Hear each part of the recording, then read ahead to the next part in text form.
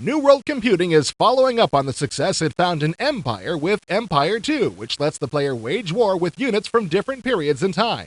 Empire 2 is a straightforward strategy war sim where the player maneuvers his units in an attempt to capture key locations on the battlefield within the time frame set forth in the scenario. Providing scenarios and units from the Civil War to modern times and beyond, Empire 2 is taking what was learned from the popular Empire and building on it. Empire 2 is more than just two armies going at it. Battle sets from the Civil War, World War II, and modern times are included, as well as units from Norse mythology and the future. For the historical battle sets, actual historical scenarios have been designed.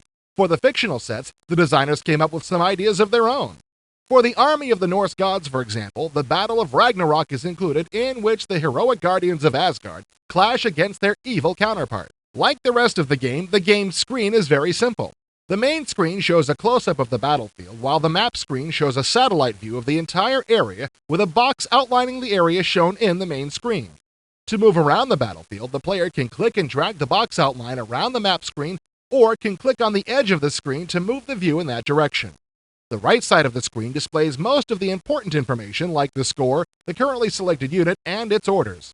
Everything is laid out in an efficient manner which provides the player with as much information as possible at once. Unit control in Empire 2 is as easy as everything else. There are two ways of giving orders. The first is through the icon group at the right side of the screen. Simply by clicking on the appropriate icon, a selected unit can be given orders to move, hold, fire, and more. The second method of giving orders is by clicking on the specific unit that you want to give orders to. A command menu window will pop up and the order is given from there. When playing Empire 2, there are two different styles of play which must be chosen before each game: sequential and parallel. In sequential mode, one side moves and fires completely. Then the other side does its moving and firing, and the turns go back and forth. In parallel mode, both sides issue all of their orders, and then the units execute their orders at one time.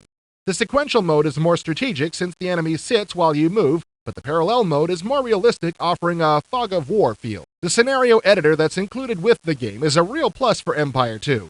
The player can design his own battles or edit any of the existing scenarios included with the game. The editor is actually three editors in one. There's a map editor, which is used to design the battlefields, a technology editor, which edits the units involved in the war, and a scenario editor proper, which is where everything is brought together. The map editor uses the familiar tile method of designing the battlefield. Tiles with terrain like rivers and forests are placed on the map wherever the designer wants. But in an improvement on other terrain editors, connecting pieces like rivers and roads in Empire 2 doesn't require putting the correctly drawn pictures next to each other like train tracks. There's only one tile for rivers and roads, and when they're put next to each other, the computer automatically connects the two pieces, giving the designer a lot more freedom in map design than has been enjoyed in the past. The technology editor is where the actual units are designed, and I mean actually designed. Every feature from the name of the unit to its movement points on each type of terrain can be customized.